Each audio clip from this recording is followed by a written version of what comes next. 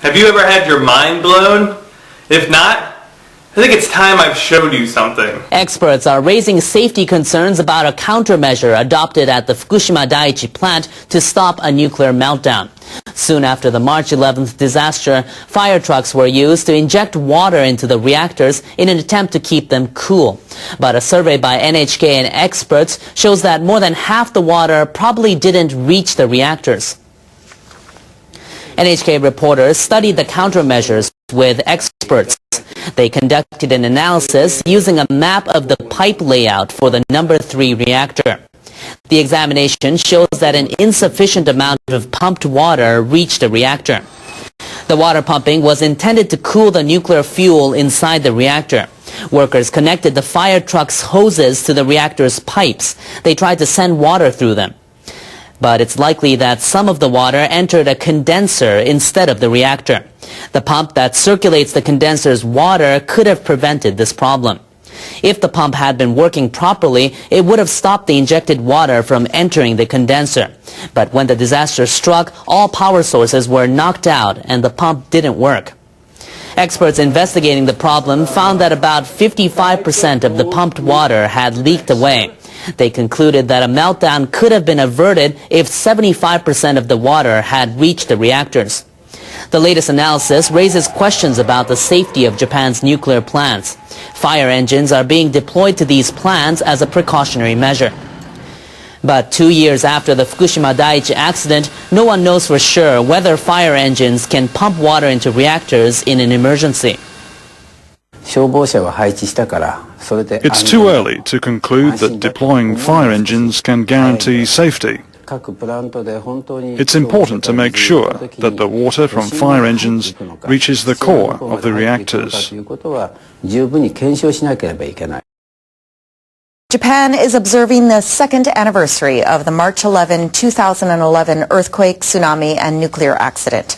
Officials and residents across the affected areas will hold memorial services for the victims on Monday. A magnitude 9.0 earthquake triggered tsunami waves over 10 meters high. The government says at least 20,851 people died or remain missing. The figure includes those who died after evacuating. The central government is holding a ceremony in Tokyo. A moment of silence will be observed at 2:46 p.m. Japan time, the exact moment the earthquake struck. Government figures show about 315,000 people were still living in temporary housing as of February. There are plans to eventually build about 23,000 public housing units for those who can't rebuild their homes, but only 84 units were completed as of February. Radiation decontamination work is also delayed. Local municipalities have only managed to accomplish such procedures in about 20% of nearly 180,000 households. The number of residents continues to decline in the hardest hit areas of Iwate, Miyagi, and Fukushima prefectures. What are you going to do, shoot the isotopes out of the fucking air? Japanese people will mark on Monday the second anniversary of the earthquake, tsunami, and nuclear accident. Protesters have marched through central Tokyo to demand the total abolition of nuclear energy. The rally was held one day before the anniversary. Tens of thousands of people gathered at a park near the Diet on Sunday morning. They held up banners saying "No nukes" and "No more Fukushima." They marched past government offices and the Diet building. More than 60% of the Japanese people, especially this civil society opinion, is very strong against the nuclear power plants. The demonstrators strongly criticized the government's decision to continue using nuclear energy with stricter safety standards. They say there are no regulations that can make nuclear energy safe. What are you going to do, shoot the isotopes out of the fucking air? Protesters rallied in southern Belgium outside the Tihange nuclear power plant, where inspectors have found cracks in a nuclear reactor.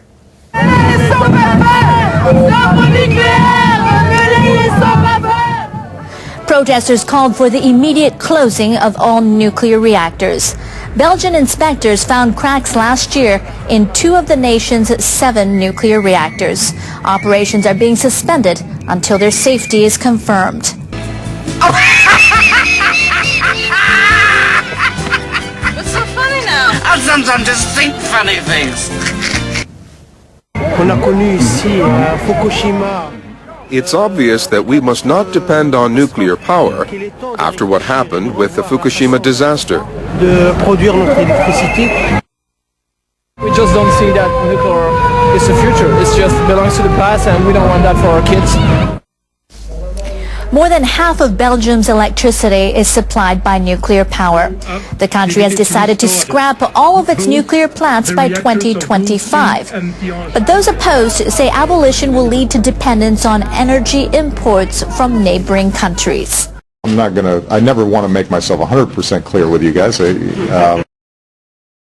People around the world are voicing their opposition to nuclear energy. Demonstrations were also held in Europe ahead of March 11th, the second anniversary of the nuclear accident in Japan. In Germany, protesters rallied at 4 locations on Saturday. They demanded an immediate halt to the country's 9 nuclear reactors that are still online. The government plans to close all nuclear plants by 2022. Organizers say a total of 28,000 people took part in the demonstrations. In the northern city of Hildesheim, protesters formed a human chain and demanded a halt to the operation of a nuclear plant near the city.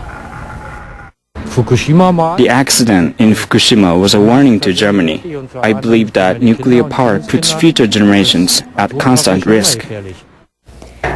Anti-nuclear demonstrations are planned in Berlin and elsewhere on Monday. In Paris, about 20,000 demonstrators formed a human chain. The event was jointly organized by 26 anti-nuclear groups in France. Near an office of the French nuclear energy giant Areva, protesters shouted anti-nuclear slogans such as "No more nuclear plants" and "No more Fukushimas." France currently has 58 nuclear reactors online, which generate nearly 80% of the country's electricity. President François Hollande says the government will decrease the rate to 50% by 2025.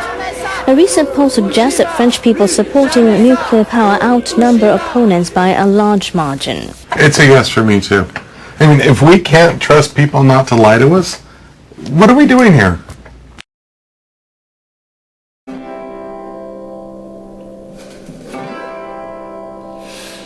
Mystery sound far beneath the ocean waves. There is a mystery sound, and it's remained unexplained for such a long time now.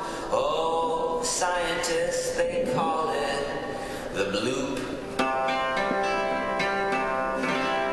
Originating from 1,500 miles west off of the South Chilean coast. Oh, this mystery sound was picked up by sensors 3,000 miles away, making it the most powerful sound ever recorded underwater. It lasted for just over a minute and has not been detected since. And they've ruled out all human-made sources.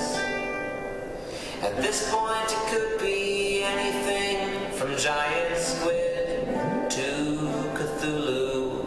Me, I've got my money on Leviathan sea horses.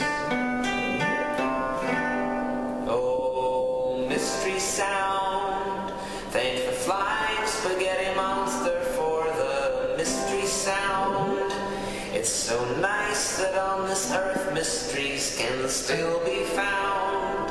I sleep better knowing I don't know what is down there.